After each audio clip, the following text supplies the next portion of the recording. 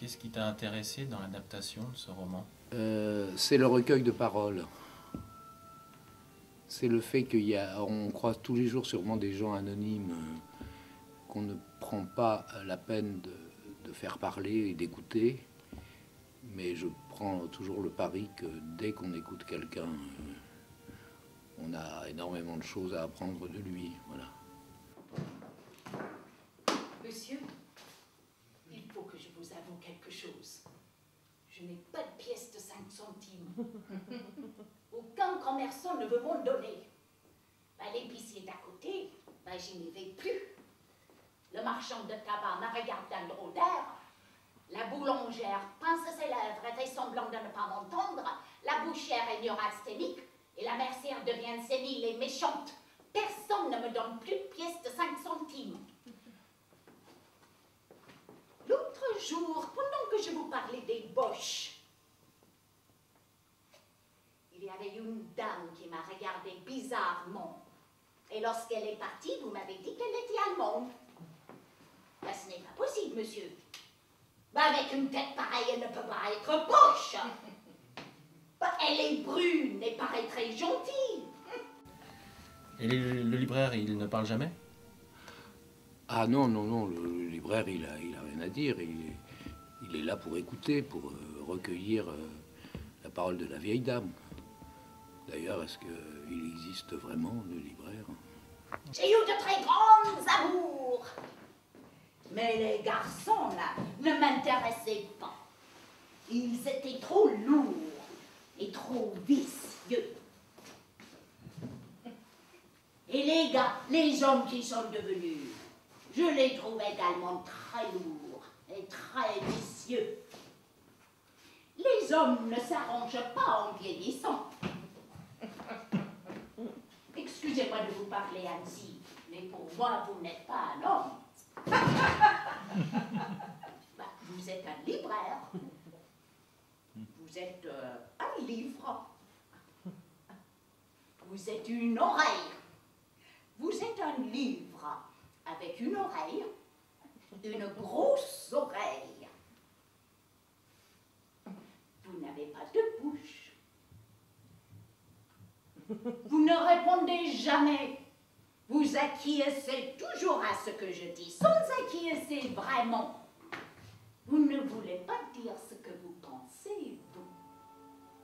C'est une histoire d'amour entre la vieille dame et le libraire. Enfin, oui, c'est l'histoire d'un rapport à l'autre, un rapport fantasmé d'une certaine façon, quoi.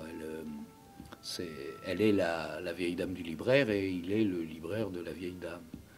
Elle lui parle et donc elle se déclare. Et dans ce sens, oui, c'est un peu une histoire d'amour.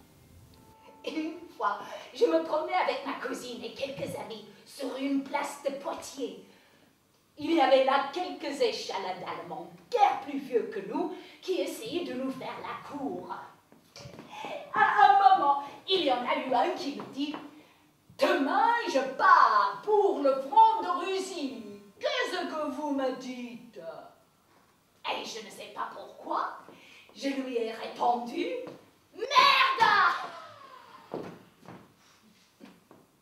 Tout le monde a été suffoqué, même ma cousine, même mes amis, même moi. Ce n'était pas un mot qui faisait partie de mon vocabulaire. Je n'avais pas été élevée comme ça. Alors, ça parle beaucoup des Allemands et de la guerre. Oui, la résistance, la guerre. C'est un livre ouvert sur la grande histoire de la France occupée. De toute façon, toute personne qui a beaucoup vécu est un livre ouvert sur un témoignage unique. J'aurais voulu être une sainte. Mais je ne peux pas être sainte parce que je n'aime pas les Arabes. Monsieur, vous ai-je dit que le bouddhiste était juif?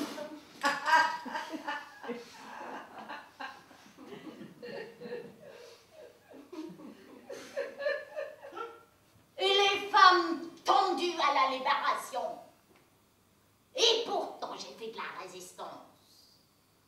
Mais ceux qui tendaient les femmes n'étaient pas des résistants.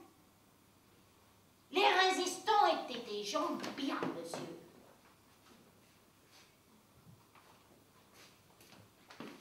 Dieu sait si j'ai détesté des Boches pendant la guerre.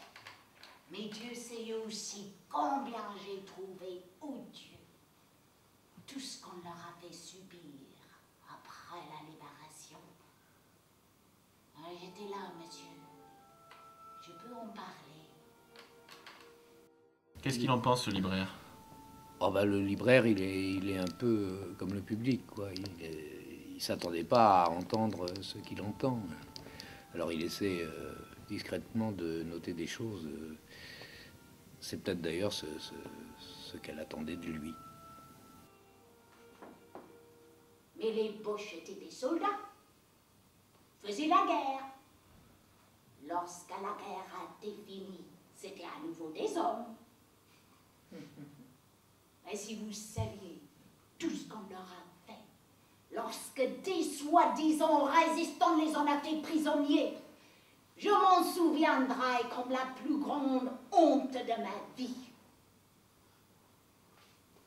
J'habitais Poitiers avec ma mère. Et il y avait un soldat allemand qui venait nous parler à toutes les deux. Bah, il était très gentil. Il était marié.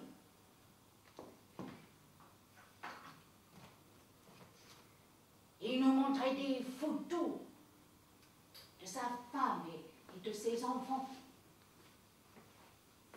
Bah, c'était un homme, monsieur. C'était un homme devenu soldat malgré lui, comme la plupart des soldats du monde. C'était un homme bon. Et à la fin, le libraire est parti. Elle est chez elle ou dans la librairie? Bah, elle est chez elle et elle est dans la librairie. Et le libraire est parti parce qu'elle n'a plus besoin de lui pour régler ses comptes. Et c'est au public maintenant qu'elle parle. Et elle s'endort. Monsieur, mon âme a disparu. Je ne la vois plus. Je ne la retrouve plus. Partie sans laisser d'adresse. Mais comment je vais vivre sans mon âme? Je n'ai plus rien. Je n'ai que mes viscères et un peu de chair autour. Et ma peau qui enveloppe tout ça. Ah, vous voyez bien, monsieur, que je ne suis plus vivante. Je n'ai plus de lumière en moi. Je n'ai plus que la certitude de ne plus revoir ma mère. Oui, son histoire est douloureuse. C'est son secret. C'est la première fois qu'elle en parle.